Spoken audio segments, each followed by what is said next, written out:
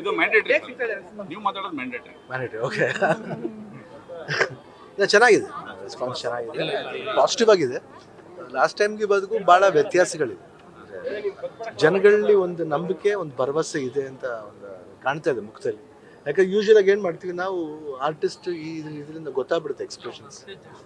ಯಾಕಂದರೆ ಜನಗಳ ಎಕ್ಸ್ಪ್ರೆಷನ್ ನೋಡಿದಾಗ ಗೊತ್ತಾಗ್ತದೆ ಆರ್ಥಿಕ ಬಂದಿದ್ದಾರೆ ಅನ್ನೋದು ಗೊತ್ತಾಗ್ಬಿಡುತ್ತೆ. ಬಟ್ ಈ ಸತಿ ಸ್ವಲ್ಪ ಏನಾಗುತ್ತೆ ಅಂದರೆ ಒಂದು ಚೇಂಜಸ್ ಇದೆ.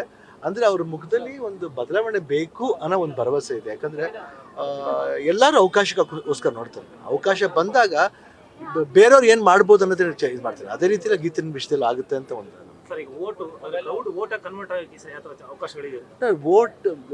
ಕ್ರೌಡ್ ಬಂದ ತಕ್ಷಣ ಓಟ್ ಆಗುತ್ತೆ ಅಂತಲ್ಲ. ಅಂದರೆ ಅವ್ರ ಮುಖದಲ್ಲಿ ಆ ಭರವಸೆ ಬರಬೇಕು, ನಂಬಿಕೆ. ಯಾವಾಗಲೂ ಫಸ್ಟ್ ಅಫೆಕ್ಷನ್ ಇಂದ ಗೆಲ್ಲಬೇಕು. ಅಫೆಕ್ಷನ್ ಜೊತೆಲಿ ಆ ಟ್ರಸ್ಟ್ ಬೇಕು ಅವ್ರಿಗೆ. ಎಸ್ ಮಾಡ್ತಾರೆ ಅನ್ನೋದು ಒಂದು ಟ್ರಸ್ಟ್ ಬೇಕು. ಆ ಟ್ರಸ್ಟ್ ತುಂಬಕ್ಕೆ ನೋಡ್ತಾ ಇದ್ದೀವಿ. 100%. ಯಾಕಂದ್ರೆ ನಾವು ಕಾನ್ಫಿಡೆಂಟ್ ಆಗಿ ಇರಬೇಕು. ಯಾಕಂದ್ರೆ ಇಳಿದ ಮೇಲೆ, ಅಖಾಡಕ್ಕೆ ಇಳಿದ ಮೇಲೆ ಕಾನ್ಫಿಡೆನ್ಸ್ ಇಳಿಯಕ್ಕೆ ಹೋಗ್ಬಾರ್ದು. ಕಾನ್ಫಿಡೆನ್ಸ್ ಇದ್ರೆ ಇಳಿಯೋದು.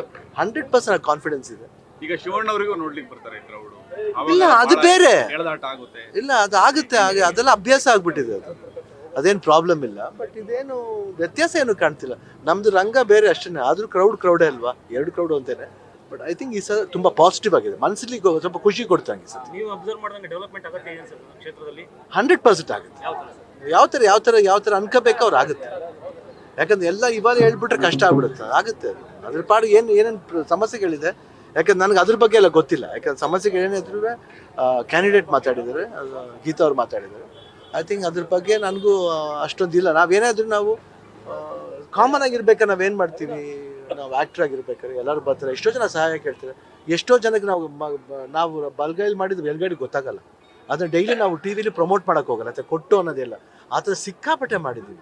ಅದಲ್ಲದೆ ಶಕ್ತಿಧಾಮದ ಬಗ್ಗೆ ನಿಮ್ಗೆ ಕೇಳಿದ್ದೀರಾ. ಯಾಕಂದ್ರೆ ಅಮ್ಮಂದಿದ್ದು ಇವತ್ತು ವ್ಯವಸ್ಥೆ ಹೆಂಗಾಗಿದೆ ಅಂದ್ರೆ, ಒಂದು ಹೆಣ್ಮಕ್ಳನ್ನ 200 ಹೆಣ್ಮಕ್ಳನ್ನ ಸಾಕೋದು ಅಷ್ಟು ಈಸಿ ಅಲ್ಲ. ಅವ್ರಿಗೆ ಆಶ್ರಯ, ಆಮೇಲೆ ಅದೇ ಅಲ್ಲಿ ಊಟ ತಿಂಡಿ ಇರ್ಬೋದು, ಇಲ್ಲಾಂದ್ರೆ ಎಜುಕೇಷನ್ ಇರ್ಬೋದು. ಯಾವ ಡಿಪಾರ್ಟ್ಮೆಂಟ್ಗೆ ಹೋಗ್ತಾರೆ. ಮುಂಚೆ ಏನಾಯ್ತು, ಇಲ್ಲಿ ಪಕ್ಕ ಎದುರುಗಡೆ ಕಾಲೇಜ್ಗೆ ಹೋಗೋರು. ಇವಾಗ ಹಂಗಲ್ಲ. ಗೀತಾ ಬಂದಮೇಲೆ ಒಂದು ಹೆಂಗೆ ಬದಲಾವಣೆ ತಂದಿರುತ್ತೆ. ಮಕ್ಕಳು ಇಂಡಿವಿಜುವಾಲಿಟಿ ವರ್ಲ್ಡ್ ಬಗ್ಗೆ ಗೊತ್ತಾಗಬೇಕು. ಎಸ್ಪೆಷಲಿ ಹೆಣ್ಮಕ್ಳಿಗೆ ಬರೀ ನಾವು ಕುಂತ್ಕೊಂಡು ಊಟ ಹಾಕ್ಬಿಟ್ಟು ಇಲ್ಲಿ ಹೋಗ್ಬಿಡಿ, ಬಸ್ ಬಂದ್ಬಿಡಿ ಅನ್ನೋದಲ್ಲ.